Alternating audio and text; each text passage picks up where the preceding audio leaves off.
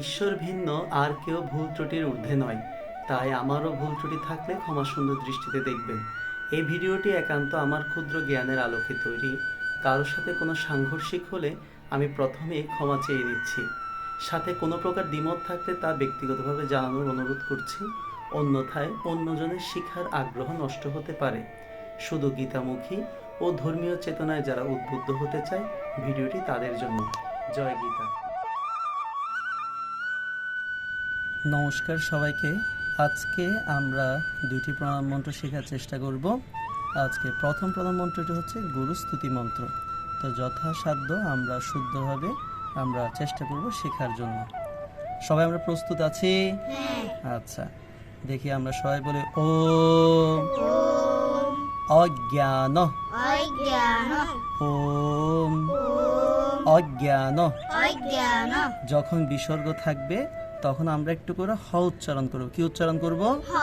আচ্ছা, তাহলে আমরা বলতে পারি ওম অজ্ঞান তিমি রান তিমিরান ধুস্য তিমিরান ধুস্য। আচ্ছা, আমরা তো অনেক সময় আমরা যস্য শিখছি না, আসলে এটা যস্য হবে না, কারণ এখানে দন্তন্য আর ধ আছে। তো দন্তন্য আর ধ থাকার কারণে আমরা বলতে হবে নয় ধ, তাই তো? তাহলে আমরা বলবো তি মি রান তিমি রান ধুস্য তিমিরান ধুস্য। তাহলে এবার দেখা যাচ্ছে ওম অজ্ঞান তিমিরান ধুস্য জ্ঞানান জন। এখানে হচ্ছে ইয়জ ইয় এবং জ। কিভাবে ইয়জটা একটু দেখায়? ইয় যোগ বর্গীয় জ, ঠিক আছে? ইয়জ যদি থাকে তাহলে আমরা এটাকে দন্তন্য এবং জ হিসেবে উচ্চারণ করব। হ্যাঁ, তাহলে সেই হিসাবে হবে কি? জ্ঞানান জ্ঞানান।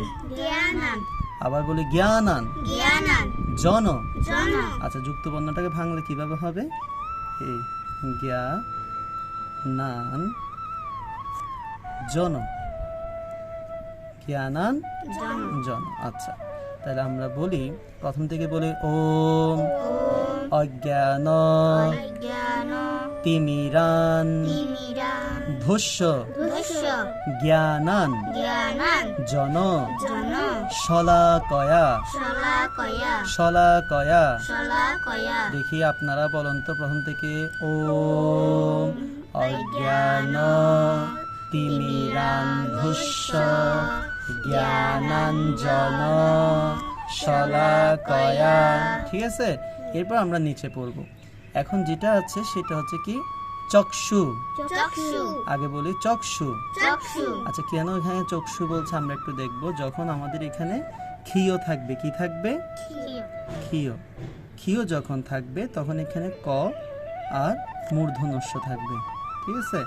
যার কারণে আমরা যখন এই শব্দটি লেখা হয় আমরা বলতে হবে চ যোগ ক, চক।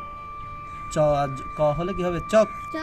সু মূর্ধন্যস্য রস্য সু, চক্ষু। আবার বলি চক্ষু। আর বাংলাতে বলবো চক্ষু। বাংলাতে কি বলবো?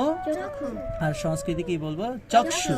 আচ্ছা, তাহলে এবার মন্ত্রে যায় চক্ষু রুন্মি। এটা হচ্ছে দন্তন্য আর ম, নয় ম রস্বীকার, তাই রুন্মি চক্ষু রুন্মি চক্ষু রুন্মি লিতম লিতম লিতম। আচ্ছা, যখন অনুস্বার থাকবে, কি থাকবে? অনুস্বার থাকবে, তখন আমরা ম উচ্চারণ করব। কি উচ্চারণ করব? ম। তাহলে এটা কি হয়ে যাবে? লিতম চক্ষুরুন্মি লিতম। আচ্ছা, এরপর দেখো অন্তস্থ জ আছে, তাই না? আর আমরা শিখব কি আজকে? যদি অন্তস্থ জ থাকে, অন্তস্থ জ থাকতে আমরা উচ্চারণ করব ইয়। কি উচ্চারণ করব? অন্তস্থ জ থাকলে আমরা কি উচ্চারণ করব? আচ্ছা, জ থাকলে আমরা উচ্চারণ করব ইয়। তাহলে যদি লেখা থাকে যেন, তাহলে আমরা উচ্চারণ করব ইয়েনো। কি বলবো? ইয়েনো। আবার বলি ইয়েনো। তাহলে এবার দেখি আমরা মন্ত্রে যাই, এটাকে কি বলবো? ইয়েনো। জোরে বলি ইয়েনো। চক্ষুরুন্মি লিতম ইয়েনো তস্মৈ। আচ্ছা, এখানে উচ্চারণের সময় দেখতে হবে, যেহেতু এটা ঐকার, তখন এটা হবে ত দন্তস্য তস, ম ঐকার মই, তস্মৈ। আবার বলি, হ্যাঁ, চক্ষুরুন্মি লিতম ইয়েনো তস্মৈ শ্রী গুরুবে শ্রী গুরুবে নমঃ নমঃ নমঃ। ওই যে পড়লাম, বিসর্গ থাকলে একটু হ উচ্চারণ করতে হবে। হ্যাঁ, তা আমাদেরকে পড়া হয়েছে।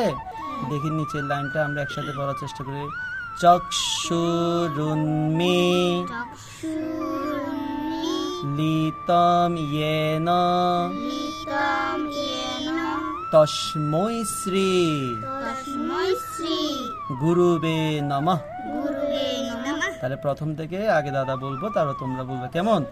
ওম অজ্ঞান তিমিরান্ধস্য জ্ঞানাঞ্জন শলাকায়া চক্ষুরুন্মি লিতম ইয়েন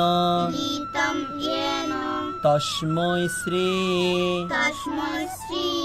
গুরুবে নমঃ। তাহলে এই প্রণাম মন্ত্রটা হচ্ছে শ্রী গুরুদেবের প্রণাম মন্ত্র। ঠিক আছে, এর অর্থ মধ্যে কি বলছে জানো? এর অর্থ মধ্যে বলা হচ্ছে, আমাদের অজ্ঞান রূপ অন্ধকার থেকে গুরুদেব তার জ্ঞান রূপ শলাকা দ্বারা আমাদের চক্ষু কি করছে? উন্মীলন করছে, জ্ঞানের দিকে আমাদেরকে পথ দেখিয়ে দিচ্ছে। আমাদের দ্বিতীয় প্রণাম মন্ত্রটি হচ্ছে শ্রীকৃষ্ণের প্রণাম মন্ত্র। সবাই আমরা প্রস্তুত আছি? আচ্ছা, দেখি তাহলে আমার সাথে বলো, ওম কৃষ্ণায় কৃষ্ণায় ওম কৃষ্ণায়। দেখি তোমরা বলো তো। হ্যাঁ, ঠিক আছে। বাসুদেবায় বাসুদেবায় হরয়ে হরয়ে। প্রথম থেকে বলো তো দেখি। ওম কৃষ্ণায় বাসুদেবায় হরয়ে। পারবো? আচ্ছা। পরমাত মনে, এটা হলো ত ম। তার প্রথমে তর উচ্চারণ হবে ম আকার মার সাথে মাত, এবং এই নিচের ম সাথে হবে দন্ত নইকার মনে। পরমাত মনে পরমাত মনে কি হবে দেখি বলো তো। হ্যাঁ, তাহলে প্রথম থেকে আবার দাদা বলি আগে। ওম কৃষ্ণায় বাসুদেবায় হরয়ে পরমাত্মনে। এবার নিচ্ছি প্রণত প্রণত ক্লেশ নাশায় ক্লেশ নাশায় প্রণত ক্লেশ নাশায় গোবিন্দায় গোবিন্দায় নমো নমো নমঃ। এই দুইটি একটু উচ্চারণ ভিন্ন আছে, কারণ এটা হচ্ছে ম ওকার মো, তাহলে এটা উচ্চারণ হবে নমো। আবার বলো। আর পাশেরটা হচ্ছে বিসর্গ আছে, এটার কোনো ওকার নাই, তাহলে নামঃ নামঃ নমো নমঃ